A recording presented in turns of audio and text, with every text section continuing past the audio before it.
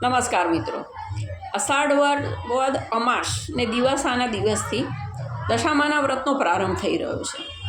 મારી નજર સામે જ હજારો મૂર્તિઓનું વેચાણ થઈ રહ્યું છે. અમારા મહીસાગર જિલ્લાના ગ્રામ્ય મથકો પર ગામડાઓમાં, અગણિત ગામડાઓમાં ખૂબ મહિમા છે દશામાનો અને ખૂબ ધામધૂમથી પૂજા અર્ચના બધું થાય છે. 10 દિવસ સુધી એક મહોત્સવનો માહોલ હોય છે.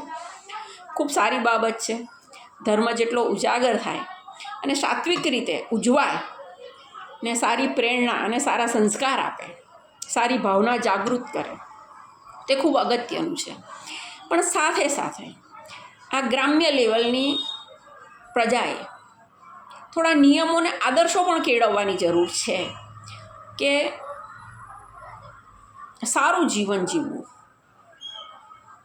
અસત્યમાંથી બહાર આવવું, વ્યસનમાંથી બહાર આવવું, દારૂણતામાંથી બહાર આવવું, ખોટા રીતિ રિવાજો, નિયમો, રૂઢિચુસ્તતામાંથી બહાર આવવું.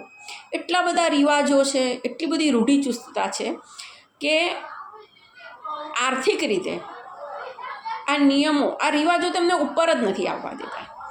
તેમનું જીવન ધોરણ સુધરે તે માટે ઘણા બધા રિવાજો નાબૂદ થાય ખૂબ જરૂરી છે. અને ઈશ્વરને બી પ્રાર્થના કરીએ અને તેમણે પણ એવો નિયમ લેવો જોઈએ કે અમે દશામાની મૂર્તિની સ્થાપના કરી છે તો અમે આટલા નકામા રિવાજો છે જે અમે એનો ત્યાગ કરીએ છીએ. અમે વ્યસનનો ત્યાગ કરીએ છીએ. અમે સ્ત્રી સન્માન કરીશું, બાળકો માટે સંવેદનશીલ રહીશું.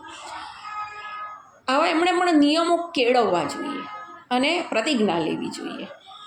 ઈશ્વરને આપણે એટલી જ પ્રાર્થના કરી શકીએ કે ઈશ્વર એમને સદબુદ્ધિ પ્રદાન કરે અને તેમની ભક્તિ શ્રદ્ધાનું ખૂબ સારું ફળ આપે. વંદે માતરમ.